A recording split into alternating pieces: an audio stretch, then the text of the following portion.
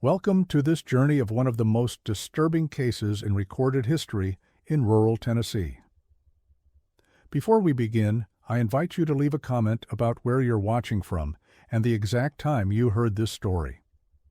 We're interested in knowing where and at what times of day or night these documented accounts arrive. In the autumn of 1958, the residents of Hollow Creek, a small community nestled in the foothills of the Cumberland Mountains in Tennessee, began to notice something unsettling about their neighbor, Edmund Thorne. What started as whispered concerns about strange sounds and peculiar odors emanating from his property would eventually unravel into one of the most chilling cases of psychological manipulation and community terror ever documented in the region. The story begins with a seemingly innocent observation made by Martha Henley, a local schoolteacher who lived adjacent to the Thorne property. According to archived police reports from Knox County, Mrs. Henley first contacted authorities in October 1958, reporting unusual activities at the neighboring farm. She described seeing figures moving through the woods at odd hours, always in groups of 3 or 4. Carrying what appeared to be bundles or sacks. The official report, filed under case number 583421, noted that Mrs. Henley was considered a reliable witness with no previous complaints on record. Edmund Thorne had arrived in Hollow Creek 3 years earlier, in the spring of 1955. Public records from the Monroe County Courthouse indicate he purchased a 47-acre property that included a deteriorating farmhouse and several outbuildings. The previous owner, according to estate documents, was an elderly widow named Constance Mills who had died without heirs. Neighbors recalled Thorne as a quiet man in his 40s, well-dressed but reserved, who claimed to be a traveling salesman dealing in religious artifacts and books. For the first 2 years, Thorne maintained a low profile. He was occasionally seen at the local general store purchasing basic supplies, always paying in cash. Store owner Harold Wickham later told investigators that Thorne never engaged in casual conversation and seemed uncomfortable when other customers were present. The man's purchases were notably unusual for a single resident: large quantities of candles, rope, and what Wickham described as strange-smelling herbs that were special ordered from suppliers in Nashville. During this period, the surrounding community lived their quiet, predictable lives. The Henley family tended their small farm, growing tobacco and keeping livestock. The nearest neighbors, the Pritchards, lived about half a mile down the unpaved county road. Their teenage son, Michael, often walked the woods between properties, hunting squirrels and rabbits. It was Michael who first noticed the changes around the Thorne property in late 1957. According to his statement given years later to a private investigator, he observed that certain trees near Thorne's land had been marked with what looked like deep scratches or carvings. The sounds began in early 1958. Mrs. Henley's diary, discovered in 1965 during the estate sale following her death, contains detailed entries describing low, rhythmic chanting that could be heard on certain nights when the wind was still. The entries, written in her careful schoolteacher's script, noted that the sound seemed to follow a pattern, always occurring on nights when there was no moon, and always lasting exactly until dawn. She wrote that her husband, Earl, initially dismissed her concerns as imagination, but by summer even he had begun to notice the disturbances. The first concrete incident occurred on a humid evening in August 1958. The Pritchard boy, now 17, was walking home from a friend's house when he claimed to have seen several adults dressed in dark clothing moving through the woods toward Thorne's property. What struck him as particularly odd was that one of the figures appeared to be carrying what looked like a bundle about the size of a small person. Michael later told his parents he had hidden behind a large oak tree and watched the group disappear into the woods surrounding Thorne's land.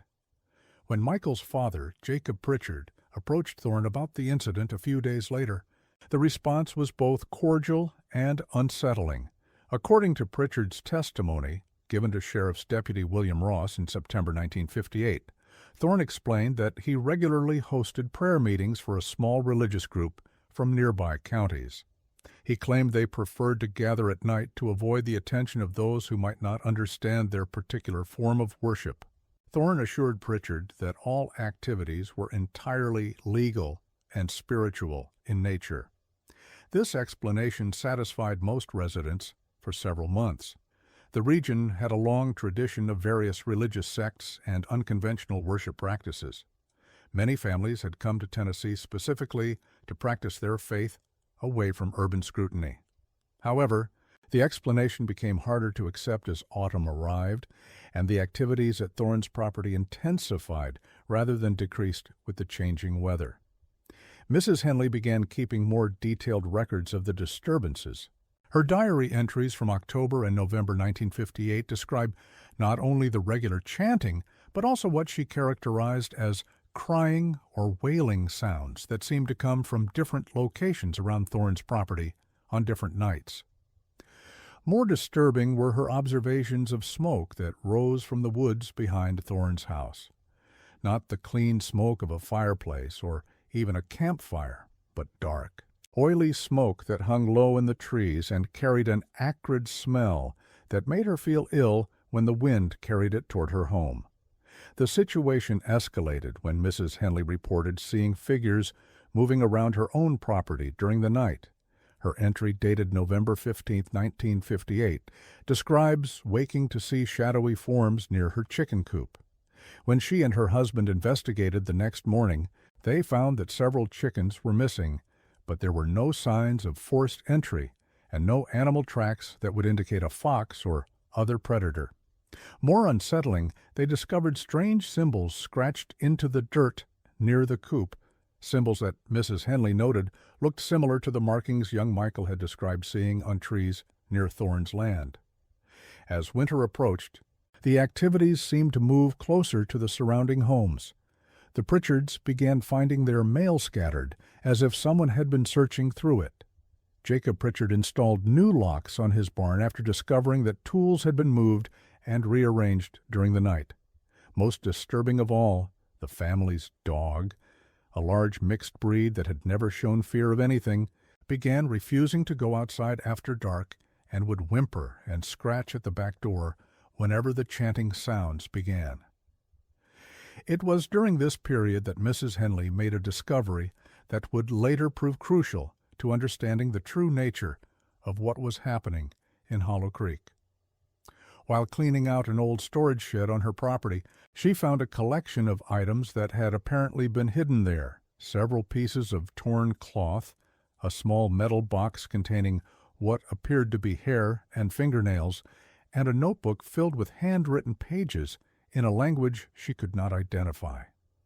The notebook, according to later analysis by a linguistics professor at the University of Tennessee, contained a mixture of Latin phrases, nonsensical syllables, and detailed instructions for what could only be described as psychological manipulation techniques. The professor, Dr. Raymond Clark, noted in his 1965 report that the text appeared to be designed to create an atmosphere of fear and superstition, rather than to serve any genuine religious or spiritual purpose.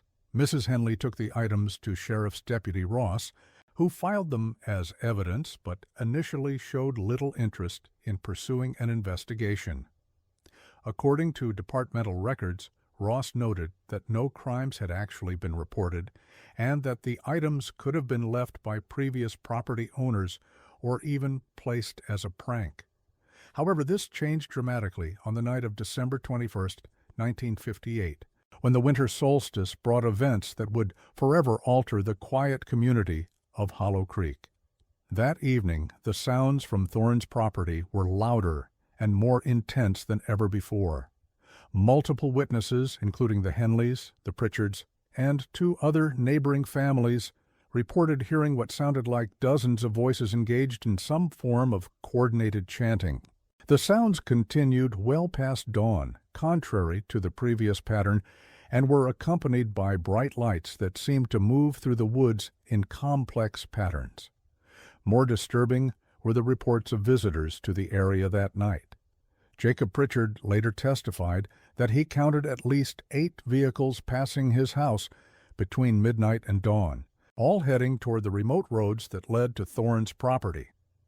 The vehicles had license plates from various Tennessee counties and at least 2 from neighboring states. Most unsettling of all, several witnesses reported seeing what appeared to be children among the figures moving through the woods. The morning after the solstice gathering revealed evidence that something significant had occurred. A large area of Thorne's property showed signs of extensive activity, trampled vegetation, burned areas in circular patterns, and several locations where the earth had been disturbed as if something had been buried or unearthed. When Deputy Ross finally decided to investigate, however, Thorne was nowhere to be found. The farmhouse appeared to have been abandoned in haste. Furniture was overturned, windows were left open despite the cold weather, and personal belongings were scattered throughout the rooms. In the basement, investigators found evidence of recent habitation by multiple people, sleeping materials, cooking supplies, and what appeared to be a large meeting area with chairs arranged in concentric circles around a central fire pit. Most disturbing of all was a room that had been concealed behind a false wall in the basement. Inside, Deputy Ross discovered elaborate drawings covering every surface, symbols, diagrams, and what appeared to be maps of the local area with various homes marked with different symbols. There were also detailed notes about each neighboring family, including information about their daily routines, financial situations, and personal relationships that could only have been obtained through extensive surveillance. The investigation revealed that Edmund Thorne was not who he claimed to be. Fingerprint analysis conducted by the Tennessee Bureau of Investigation identified him as Edwin Thornberry, a man with a history of fraud and psychological manipulation who had been operating similar schemes in rural communities across the Southeast for over a decade. His method was always the same: move into an isolated community, establish himself as a mysterious but harmless figure, then gradually escalate bizarre activities designed to create fear and superstition among his neighbors. The true purpose of Thornberry's activities became clear when investigators examined financial records found hidden in his basement. The man had been systematically documenting the psychological effects of his campaign of terror on the surrounding families. His notes contained detailed observations about how fear affected the residents' behavior, their relationships with each other, and their decision-making processes. More disturbing still, the records indicated he had been receiving payments from an undisclosed source for this psychological research. Among the papers was correspondence with a Dr. Marcus Fielding, who was later identified as a psychologist who had been conducting unauthorized experiments on human behavior modification. The letters, dated throughout 1958, revealed that the Hollow Creek community had been selected as a test case for studying how isolated populations could be manipulated through carefully orchestrated fear campaigns. The children who had been seen during the December gathering were never identified. Investigators found evidence that Thornberry had recruited followers from various communities, promising them participation in something he described as important research. These individuals apparently brought their families to participate in the staged religious ceremonies, unaware that they were actually participating in psychological experimentation on their neighbors. When authorities attempted to locate Dr. Fielding, they discovered that he had disappeared from his position at a research facility in North Carolina on the same night that Thornberry abandoned the Hollow Creek property. The facility claimed no knowledge of his unauthorized research activities and stated that his access to research funds had been suspended several months earlier due to ethical violations. The impact on the Hollow Creek community was lasting and profound. The Henley family moved away within 6 months of the investigation's conclusion. Mrs. Henley's health, according to medical records, had deteriorated significantly during the months of psychological torment, and she never fully recovered. The Pritchards remained on their property, but reported continued anxiety about nighttime sounds and suspicious activities, even years after Thornberry's disappearance. Michael Pritchard, now in his early 20s, provided a final statement to investigators in 1962. He described how the experience had changed his relationship with the woods and rural life he had once loved. The symbols and markings discovered around the properties were eventually removed, but Michael claimed he could still see them in his mind whenever he walked through certain areas of the forest.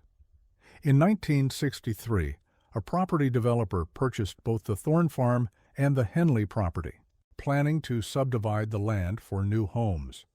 However, construction was halted after workers reported finding additional evidence of Thornberry's activities, buried caches containing more psychological manipulation materials and detailed surveillance equipment that had apparently been used to monitor the neighboring families' activities from hidden locations throughout the woods.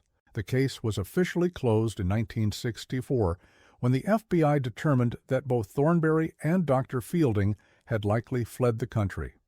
However, reports of similar activities in other rural communities across the Southeast continued to surface for several years. A pattern emerged of mysterious newcomers establishing themselves in isolated areas, followed by escalating supernatural or cult-like activities that terrorized local residents before the perpetrators disappeared without warning. The files on the Hollow Creek case were eventually transferred to federal archives, where they remain classified under national security provisions. Local records indicate only that the investigation involved potential violations of federal laws regarding human experimentation and psychological manipulation.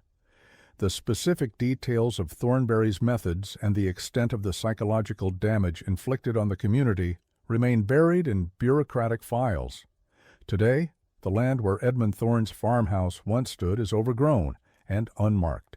The foundation stones are still visible among the weeds and young trees, but most residents of the area are unaware of what transpired there in 1958. The few surviving witnesses have never spoken publicly about their experiences, and the official records provide only the most basic details about what investigators called one of the most systematic campaigns of psychological terror ever documented in rural America. The sounds that once carried through the dark woods of Hollow Creek have been silent for decades now, but according to local real estate records, the properties involved in the case have changed hands multiple times over the years, with families rarely remaining for more than a few years before moving on to other locations. Whether this pattern reflects lingering effects of the psychological manipulation or simply the natural turnover common in rural areas remains a matter of speculation among those few researchers who have studied the case. Fimda Narrativa.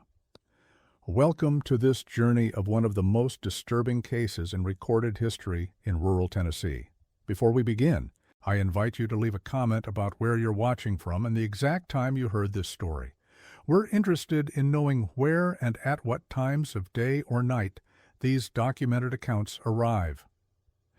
In the autumn of 1958, the residents of Hollow Creek, a small community nestled in the foothills of the Cumberland Mountains in Monroe County, Tennessee, began to notice something profoundly unsettling about their neighbor, Edmund Thorne. What started as whispered concerns about strange sounds and peculiar odors emanating from his remote property would eventually unravel into one of the most chilling documented cases of systematic psychological manipulation and community terror ever recorded in the southeastern United States. The story begins with a seemingly innocent observation made by Martha Henley, a 43-year-old schoolteacher who had lived her entire life in the Hollow Creek area. Mrs. Henley owned a modest farm adjacent to what would become known as the Thorne property, a 47-acre tract of land that included a deteriorating two-story farmhouse, a large barn, and several smaller outbuildings scattered throughout heavily wooded terrain. According to archived police reports from the Monroe County Sheriff's Department, Mrs. Henley first contacted authorities on October 15, 1958, reporting what she described as unusual nocturnal activities at the neighboring farm. The official incident report, filed under case number 58-3421 and signed by Deputy Sheriff William Ross, documented Mrs. Henley's account of seeing multiple figures moving through the dense woods that separated her property from Thorne's land. These sightings occurred consistently during the darkest hours of night, typically between midnight and dawn, and always involved groups of 3 to 5 individuals who appeared to be carrying bundles or sacks of varying sizes. What particularly disturbed Mrs. Henley, according to her sworn statement, was the deliberate and ritualistic manner in which these figures moved, following precise paths through the forest, as if they had walked the same routes many times before. Deputy Ross noted in his report that Mrs. Henley was considered a reliable witness with an impeccable reputation in the community. She had taught at the local elementary school for over 15 years, was active in church activities, and had never previously contacted law enforcement for any reason. Her detailed observations and precise documentation of dates and times suggested a methodical approach to reporting that impressed the investigating officer, though he initially classified the matter as a low-priority disturbance complaint. Edmund Thorne had arrived in Hollow Creek during the spring of 1955, purchasing his property through a private sale that was completed with unusual speed and secrecy. Public records housed in the Monroe County Courthouse reveal that the land had previously belonged to Constance Mills, an elderly widow who had lived alone on the property for over 30 years following her husband's death in a farming accident. Mrs. Mills had died in her sleep during the winter of 1954, and with no surviving relatives, her estate had been handled by a Nashville law firm that specialized in probate matters for isolated rural properties. The sale documents, discovered years later during a comprehensive investigation, showed several irregularities that had gone unnoticed at the time. The purchase price was significantly above market value for comparable rural properties. The transaction was completed entirely in cash, and the buyer's identification documentation contained discrepancies that should have raised questions but apparently did not. Most notably, the deed was processed with unusual haste, bypassing several standard verification procedures that were typically required for out-of-state purchasers. Local residents recalled their first impressions of Thorne as a quiet, well-dressed man who appeared to be in his early to mid-40s. He claimed to be a traveling salesman specializing in religious artifacts and books, a profession that required frequent trips throughout Tennessee and neighboring states. His appearance was unremarkable, average height and build, dark hair beginning to show gray at the temples, and a preference for conservative clothing that would not have looked out of place in a church or business setting. For the first 2 years of his residence, Thorne maintained an extremely low profile within the community. He was occasionally seen at Wickham's General Store, the only commercial establishment within 15 miles of Hollow Creek, where he would purchase basic supplies and household necessities. Harold Wickham, who had operated the store for over 20 years, later provided investigators with detailed recollections of these encounters that painted a picture of a customer who was polite but deliberately avoided meaningful interaction with other residents. Wickham's testimony, recorded in March 1959, described Thorne's purchasing habits as notably unusual for a single man living alone on a remote property. Regular orders included unusually large quantities of candles, both ordinary household varieties and specialized types that required special ordering from suppliers in Nashville and Memphis. These special candles were described as being made from specific types of wax and featuring distinctive colors and scents that were not commonly available in rural Tennessee during the 1950s. Other recurring purchases included substantial amounts of rope in various thicknesses, metal hardware that seemed designed for construction projects that Thorne never discussed with anyone in the community, and what Wickham characterized as strange-smelling herbs and powders that arrived in unmarked packages from suppliers whose names Thorne never disclosed. Payment was always made in cash, often with bills that appeared freshly minted, and Thorne never engaged in the casual conversation that was customary among store patrons in such a small community. During this initial period of apparent normalcy, the surrounding families lived their quiet, predictable lives according to patterns that had been established over generations. The Henley household consisted of Martha, her husband Earl, who worked as a part-time mechanic and maintained a small tobacco farm, and their two adult children who had remained in the area after completing their education. Earl Henley was known throughout the region as a skilled mechanic who could repair virtually any piece of farm equipment, and his workshop behind the family home served customers from several neighboring counties. The nearest neighbors to both the Henleys and the Thorne property were the Pritchards, a family of four who lived approximately half a mile down the unpaved county road that served as the primary access route to this remote section of Hollow Creek. Jacob Pritchard worked as a logger and part-time carpenter, while his wife, Sarah, managed their household and raised their two children, Michael, who was 15 when Thorne arrived, and Rebecca, who was 2 years younger. Michael Pritchard, according to later testimony, was an outdoor enthusiast who spent countless hours exploring the extensive forests that covered most of the area.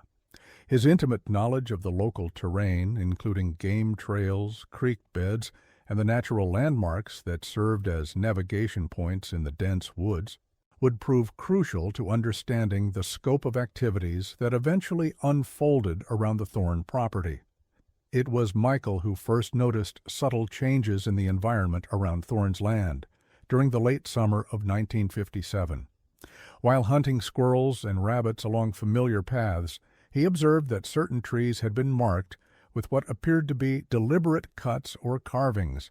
These markings were not the random scratches that might be left by natural causes or normal human activity, but rather precise symbols that had been carved deep enough into the bark to ensure permanence. The symbols, which Michael later described to investigators, consisted of intersecting lines, circles, and shapes that resembled letters from an unfamiliar alphabet.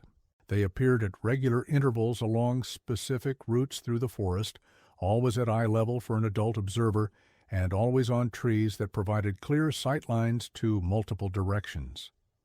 What troubled Michael was the realization that these marked trees formed clear pathways that led directly toward various points around the Thorne property, as if someone had created a navigation system for moving through the woods during darkness. Michael shared his observations with his parents, but initially the family viewed the markings as merely curious rather than concerning. Rural areas often contained old survey markers, hunting signs, or markings left by previous property owners for various purposes. However, as autumn progressed into winter, Michael began to notice additional changes that suggested ongoing activity in areas that had previously shown no signs of human presence. The sounds began during the early months of 1958, initially so subtle that they were easily dismissed as natural forest noises or distant activities from other properties. Mrs. Henley, who had always been a light sleeper, was the first to recognize that these sounds followed patterns that were distinctly unnatural. Her diary, a leather-bound book that she had maintained for over a decade, began to contain increasingly detailed entries describing low, rhythmic chanting that could be heard on certain nights when atmospheric conditions were favorable for sound transmission.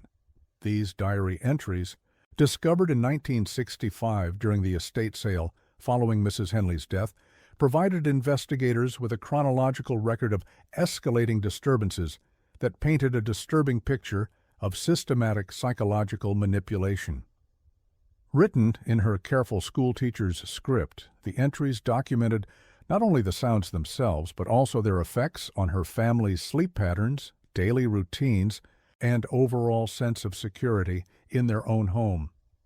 The chanting, according to Mrs. Henley's detailed observations, occurred exclusively on nights when the moon was either completely dark or obscured by heavy cloud cover.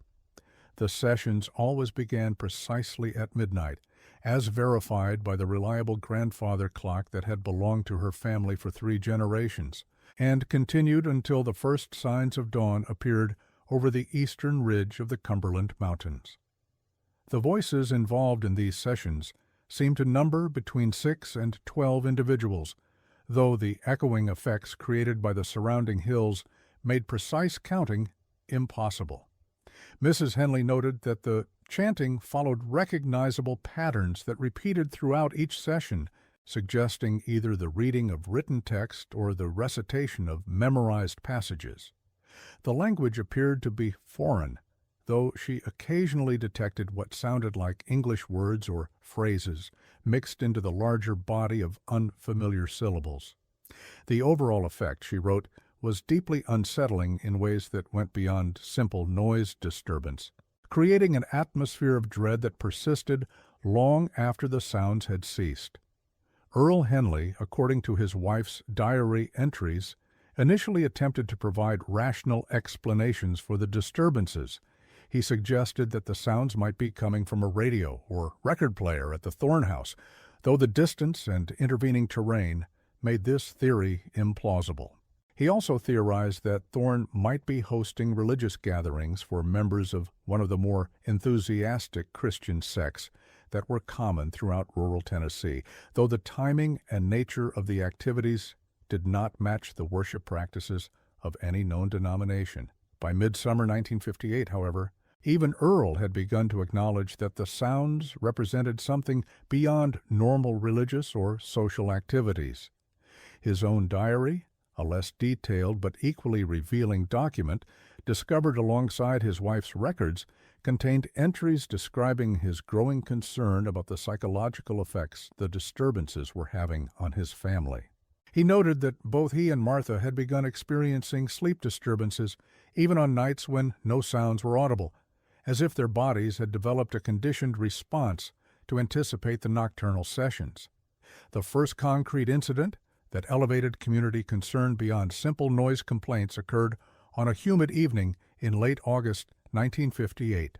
Michael Pritchard, now 17 and possessing an intimate knowledge of every path and landmark in the surrounding forest, was walking home from a friend's house when he witnessed something that would fundamentally alter his understanding of what was happening in their quiet community. The evening was unusually still with no wind to mask sounds or movement, and Michael had chosen to take a shortcut through the woods rather than follow the longer route along the county road. As he approached a clearing that provided a partial view of the Thorne property, he noticed lights moving through the trees in patterns that were clearly artificial rather than natural. These lights appeared to be carried by people walking in single file along one of the marked paths he had discovered earlier, moving with the deliberate pace of individuals following a predetermined route through familiar terrain. Michael positioned himself behind a large oak tree that provided cover while allowing him to observe the procession. According to his later testimony, he counted 6 individuals dressed in dark clothing that made them difficult to distinguish in the moonless night. What struck him as particularly alarming was that one of the figures appeared to be carrying a bundle approximately the size and shape of a small person, wrapped in what looked like a blanket or sheet, and supported by 2 individuals walking side by side. The group moved past his hiding place without detecting his presence, following the marked path toward the center of the Thorne property where the main buildings were located. Michael remained hidden until the lights disappeared beyond a ridge, then made his way home, where he immediately reported what he had seen to his parents. The family debated whether to contact authorities immediately or wait to see if similar activities occurred on subsequent nights.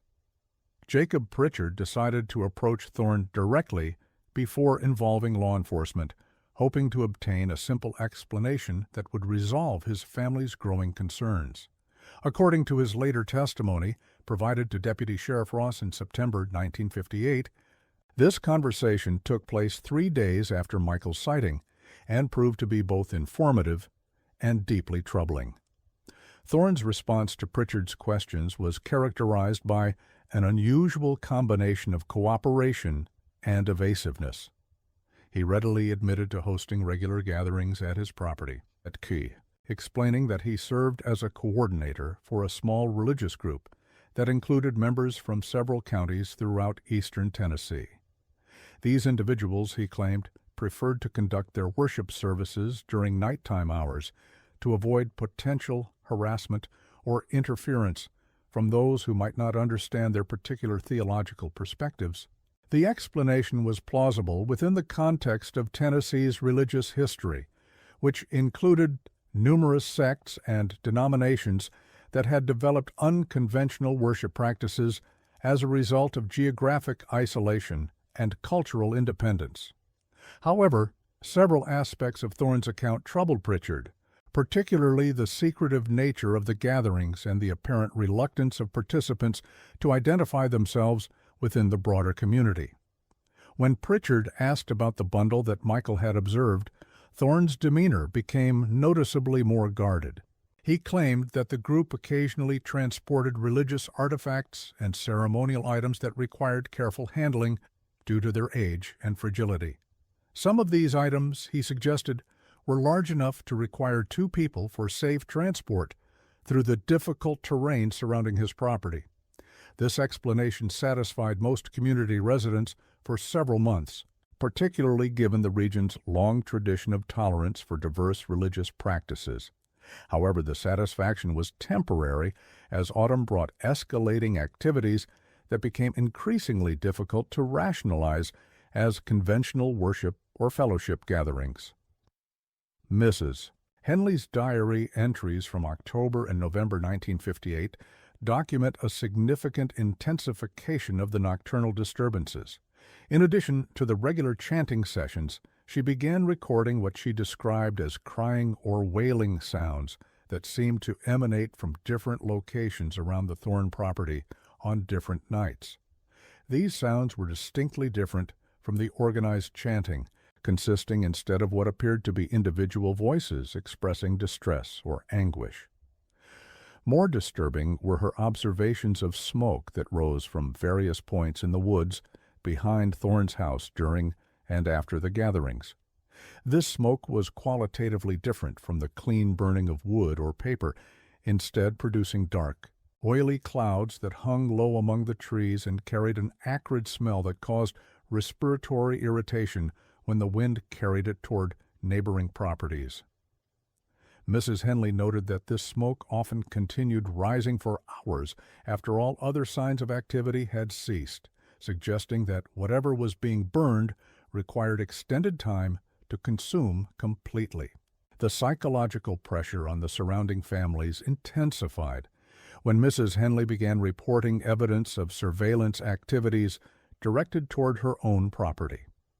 Her diary entry dated November 15, 1958, describes awakening during the early morning hours to see shadowy figures moving near her chicken coop and vegetable garden. When she woke her husband to investigate, the figures had disappeared, but their inspection the following morning revealed several disturbing discoveries. 3 of their chickens were missing, despite the fact that the coop showed no signs of forced entry, and the gate remained securely latched from the outside. More troubling was the absence of any animal tracks or other evidence that would suggest predation by foxes, raccoons, or other wildlife that commonly threatened poultry in rural areas. Instead, the Henleys found human footprints in the soft earth around their property, prints that appeared to have been made by multiple individuals wearing shoes rather than the work boots that were customary among local residents. Most unsettling of all were the symbols that had been scratched into the dirt near the chicken coop. These markings were similar to those that Michael Pritchard had described seeing on trees throughout the forest, consisting of intersecting lines and geometric shapes that clearly represented some form of deliberate communication or identification system.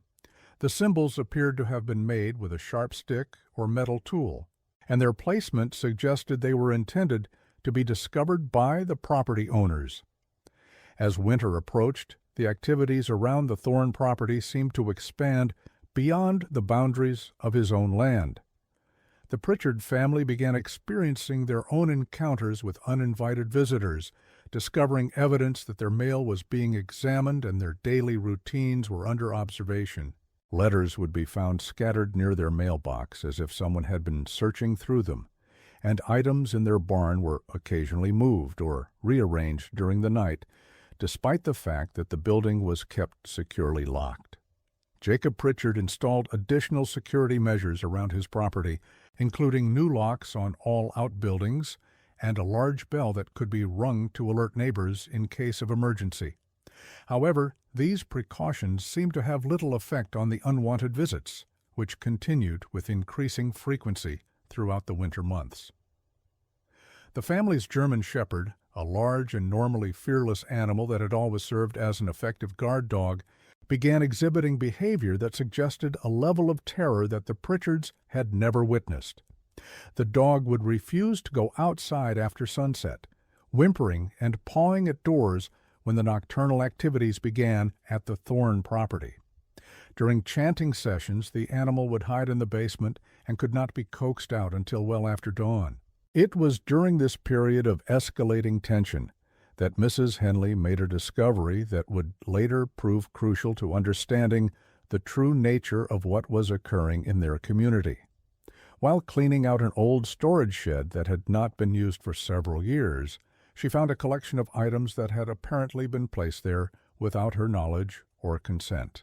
The hidden cache included several pieces of torn fabric that appeared to have been cut from clothing, a small metal box containing what looked like human hair and fingernail clippings, and a composition notebook filled with handwritten pages in a mixture of languages and symbols.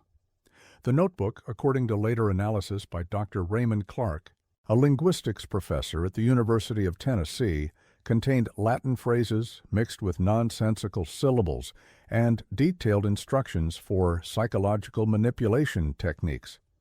Dr. Clark's 1965 report, filed with the Tennessee Bureau of Investigation, concluded that the text was designed to create specific emotional and psychological responses in targeted individuals rather than to serve any legitimate religious or spiritual purpose. The instructions included methods for inducing fear, paranoia, and social isolation through carefully orchestrated campaigns of harassment and surveillance. Mrs. Henley immediately took these items to Deputy Sheriff Ross, who filed them as evidence despite initially showing limited interest in pursuing a comprehensive investigation. According to departmental records, Ross noted that no actual crimes had been committed and that the items could potentially have been left by previous property owners or placed as an elaborate prank by local teenagers. This dismissive attitude changed dramatically following the events of December 21, 1958, the winter solstice, when the longest night of the year brought activities that would forever alter the peaceful community of Hollow Creek. Multiple witnesses from throughout the area reported disturbances that were far more extensive and disturbing than anything that had occurred during the previous months of escalating tensions. The solstice gathering began at sunset rather than the customary midnight hour, with the sounds of chanting audible from the Thorne property throughout the evening and continuing well past dawn the following day. The volume and intensity of these sounds were far greater than previous sessions, suggesting that significantly more participants were involved in whatever activities were taking place. More alarming were the reports of vehicular traffic to the remote area during the night. Jacob Pritchard, who had positioned himself at a window overlooking the county road, counted at least 12 vehicles passing his house between sunset and dawn, all traveling toward the network of unpaved logging roads that provided access to the Thorne property. These vehicles bore license plates from Tennessee, Kentucky, North Carolina, and Georgia, indicating that participants had traveled considerable distances to attend whatever gathering was taking place. Several witnesses reported seeing what appeared to be children among the figures moving through the woods during the solstice activities. These sightings were particularly disturbing given the remote location, harsh weather conditions, and late hour of the gatherings. The presence of children at such events raised immediate concerns about their safety and well-being, though investigators later struggled to verify these reports or identify any specific individuals who might have been at risk. The morning after the solstice revealed evidence that something extraordinary had occurred on the Thorne property. Large areas showed signs of intensive activity, with vegetation trampled in complex patterns and several locations where the earth had been disturbed as if items had been buried or unearthed. Most notably, investigators found multiple circular areas where fires had burned with unusual intensity, leaving behind ash and residue that did not match the burning characteristics of wood, paper, or other common materials. When Deputy Ross finally decided to conduct a formal investigation of the property, he discovered that Thorne had disappeared without warning, leaving behind evidence of hasty departure. The farmhouse appeared to have been abandoned in the middle of normal daily activities, with half-prepared meals left on kitchen surfaces, windows and doors left open despite cold weather, and personal belongings scattered throughout the rooms as if someone had been searching for specific items while packing. The basement of the farmhouse revealed the most disturbing evidence of what had been occurring at the property. Investigators found sleeping arrangements for multiple individuals, cooking facilities adequate for feeding large groups, and a central meeting area where chairs had been arranged in concentric circles around a stone fire pit that had been constructed with considerable skill and planning. Hidden behind a false wall in the basement, Deputy Ross discovered a room that contained elaborate charts and diagrams covering every available surface. These materials included detailed maps of the local area with neighboring homes marked according to a complex symbol system, architectural sketches showing the layouts of surrounding properties, and extensive notes documenting the daily routines, financial circumstances, and personal relationships of each family in the community. The investigation revealed that Edmund Thorne was not who he claimed to be. Fingerprint analysis conducted by the Tennessee Bureau of Investigation identified him as Edwin Thornberry, a career criminal with a documented history of fraud, confidence schemes, and psychological manipulation spanning over 15 years. His method of operation was consistent across multiple states, always involving establishing residence in isolated rural communities where he could operate with minimal oversight while implementing elaborate campaigns of psychological terror. Thornberry's true purpose became clear when investigators examined financial records and correspondence found hidden throughout the property. The man had been conducting what appeared to be unauthorized psychological research on the effects of systematic fear induction on isolated populations, documenting his methods and results in detailed reports that were apparently being sent to an unknown recipient or organization. Among these papers was extensive correspondence with Dr. Marcus Fielding, a psychologist who had been conducting research on behavioral modification at a government facility in North Carolina. The letters, dating throughout 1958, revealed that the Hollow Creek community had been selected as a test site for studying how fear and paranoia could be used to control and manipulate groups of people who were isolated from larger social support networks. The children observed during gatherings were eventually identified as family members of individuals who had been recruited by Thornberry to participate in what they believed were legitimate religious ceremonies. These recruits, drawn from economically disadvantaged communities throughout the region, had been told they were participating in important spiritual work that would bring them financial compensation and social status within their communities. When authorities attempted to locate Dr. Fielding for questioning, they discovered that he had abandoned his position at the North Carolina Research Facility on the same night that Thornberry disappeared from Hollow Creek. The facility administration claimed no knowledge of his unauthorized research activities and stated that his access to government funding had been suspended several months earlier due to violations of research ethics protocols. The impact on the Hollow Creek community was profound and lasting. Mrs. Henley's health deteriorated rapidly following the investigation's conclusion, with medical records indicating that the months of psychological stress had contributed to cardiovascular problems that ultimately led to her early death in 1965. The family sold their property and relocated to a different county, unable to feel secure in the home where they had lived for decades. The Pritchard family remained on their property but reported ongoing psychological effects from their experiences. Michael Pritchard, according to a follow-up interview conducted in 1962, described how the ordeal had fundamentally changed his relationship with the rural environment he had once loved.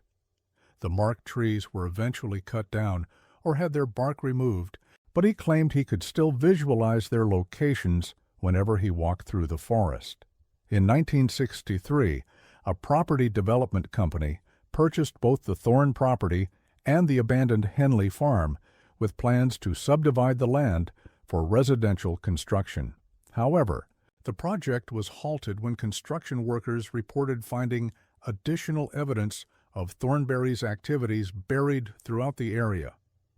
These discoveries included sophisticated surveillance equipment that had been concealed in weatherproof containers and positioned to monitor the activities of surrounding families from hidden locations throughout the woods.